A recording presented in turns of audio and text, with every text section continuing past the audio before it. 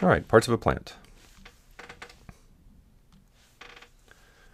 So a plant has two main parts, the shoot system, which is everything above ground, and the root system, which are the parts below ground. The first root to talk about is the taproot.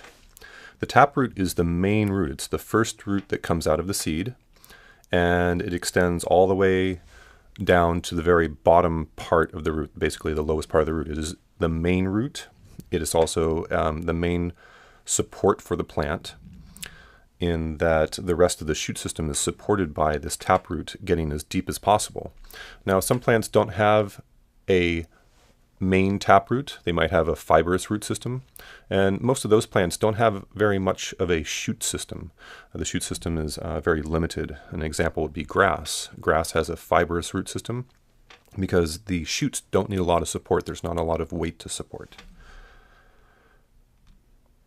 The lateral roots are the roots that come off of the taproot. They spread out as far as possible to get as much nutrients out of the soil. And the last part of the root system is the root cap. So at the end of every root tip, there's a little cap that rapidly produces cells to protect the growing tip of the root. The last thing to say about the root system is most of the uptake of nutrients from the soil and water from the soil doesn't actually happen from the taproots or lateral roots. Covering all of these are very, very small root hairs. And it's just what it sounds like. It's a fine hair that comes off of the root itself, off of the taproots and the lateral roots.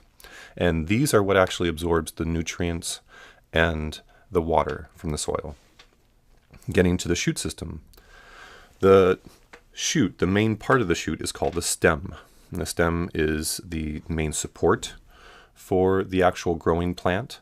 And it is also what will take the water up from the root system into the rest of the plant. And it will put the carbohydrates, basically the sugars that the plant is producing, it will move those down to the roots for storage if necessary. Or, for example, in trees, they will move all of the sugars that they are producing during the summer down to the root system, which is why in the spring we can tap maple trees for that same sugar that is now moving from the roots back up to the shoot systems to start the growth of leaves and other parts of the plant during the growing season. Now, the leaf has two parts. So both of these parts are the leaf. The first part is the part that attaches the leaf to the stem, and that is called the petal. And it's basically the stem of the leaf itself, but it has, again, a very specific name. It's the petal. The actual part of the leaf that we usually call the leaf is called the blade. So a leaf has two parts to it, the petal and the blade. The petal attaches the blade to the stem. And both of these fall off if you have a deciduous plant, or just if the leaves get old and fall off.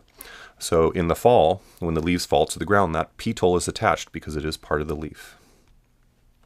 The vegetative branch is the part that comes off of the main stem. These vegetative branches are what creates branches for trees or bushes, and they allow for the plant to have more bulk to it. At the end of the vegetative branch is something called the terminal bud of the branch. And this terminal bud is either where a new shoot will come out of, or where a leaf or a flower will come from. The auxiliary bud is the bud that is between the leaf and the stem itself. This auxiliary bud will either be the source of new leaves, another vegetative branch, or a flower, and this is all dependent on the plant. The internode is the place between the nodes. A node is the place at which an auxiliary bud or a leaf will come out of. So the node is basically the part on the plant, on the shoot system, where you have new vegetative growth, like branches or leaves. In between, the stem in between the nodes is called the internode. And then we have the terminal or apical bud. This is the bud at the very top of the shoot system. In trees, this is usually the part of the tree that is going to next year be the growth for that year. It's where the new growth comes from that makes the plant taller. One interesting thing about buds is that all of these buds are made the previous year.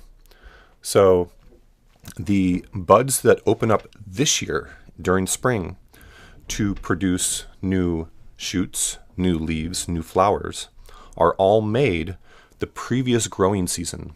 And then they sit dormant over the winter and are then will open during the next spring. And of course, then there's the flower. And the flower is the reproductive part of the plant.